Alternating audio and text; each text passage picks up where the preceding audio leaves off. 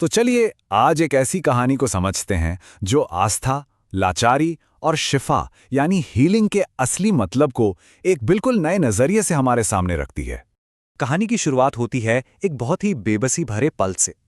ये शब्द हैं एक वैद्य जगपाल के, जो वो अपनी बीमार पत्नी लीला से कह रहे हैं। ये कहानी सिर्फ एक बीमारी की नहीं है, बल्कि कह सकते हैं कि दो अलग अलग दुनियाओं के टकराव की है। एक तरफ सदियों पुरानी पारंपरिक चिकित्सा और दूसरी तरफ तेजी से असर करने वाला आधुनिक विज्ञान। सोचिए, जगपाल की दुनिया जैसे सिमट रही थी। उनके पुरखों का वो ज्ञान जिस पर उन्हें इतना नाज था, अब नई और फास्ट एक्टिंग दवाइयों के सामने कहीं खो सा रहा था। और देखिए, यही इस कहानी का असली संघर्ष है। एक तरफ हैं देसी दवाइयां जो शायद जड़ से काम करती हैं पर वक्त लेती हैं, और दूसरी तरफ हैं अंग्रेजी दवाइयां जो फौरन राहत देती हैं और इसीलिए जाहिर है लोगों की पहली पसंद बन गई थी। और फिर जो लड़ाई अब तक सिर्फ उनके काम तक सीमित थी, वो उनकी निजी जिंदगी में एक तूफान बनकर आ जाती है। उनकी अपनी पत्नी लीला इतनी बीमार पड़ जाती हैं कि जगपाल की कोई भी दवा काम नहीं करती। जगपाल तो जैसे अपनी पारंपरिक विद्या की हार मानने को तैयार ही नहीं थे। तब उनके दोस्त राजेश को बीच में आना पड़ा। उसने समझाया कि भाई, अब ये अभिमान का नहीं, लीला की जान बचाने का वक्त है। और अस्पताल का जवाब एकदम साफ और बेरहम था। एक ऐसा सच जिसने जगपाल की पारंपरिक मान्यताओं के लिए कोई जगह ही नहीं छोड़ी। कैंसर। लेकिन डॉक्टर की ये बात जगपाल के लिए अंत नहीं थी, बल्कि ये एक नई और शायद कुछ ज्यादा ही हताश खोज की शुरुआत थी। देखिए, जगपाल ने हार नहीं मानी, बल्कि वो दोगुनी शिद्दत से उस एक चीज की ओर लौटे जिस पर उन्हें अटूट विश्वास था, अपने पूर्वजों का सदियों पुराना ज्ञान। और उन्हें एक पुरानी धूल भरी किताब में उम्मीद की एक किरण मिलती है, एक पौराणिक जीवन के तालाब यानी संजीवनी तालाब का जिक्र। लेकिन एक पेच था। इस चमत्कार की एक शर्त थी, और वो शर्त जिस पन्ने पर लिखी थी वो फटा हुआ था। अब जगपाल क्या करते? तो ये अधूरा सुराग, ये टूटी फूटी उम्मीद जगपाल और लीला को एक ऐसे गांव ले जाती है जहां उम्मीद तो दूर, हर तरफ सिर्फ मायूसी और दर्द पसरा हुआ था। वो गांव मानो उनकी अपनी ही हालत का एक आईना था।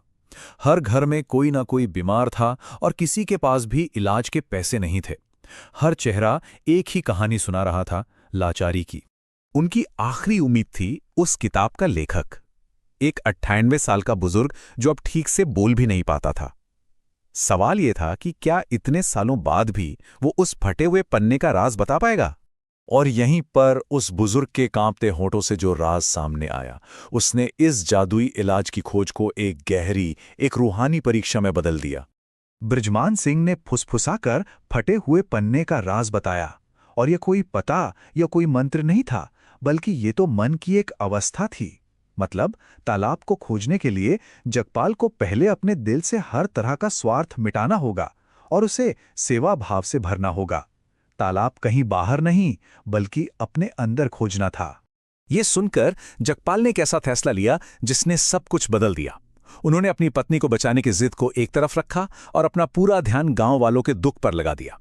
उनका मुफ्त में इलाज करना शुरू कर दिया। और नतीजा वो तो चमत्कारिक था।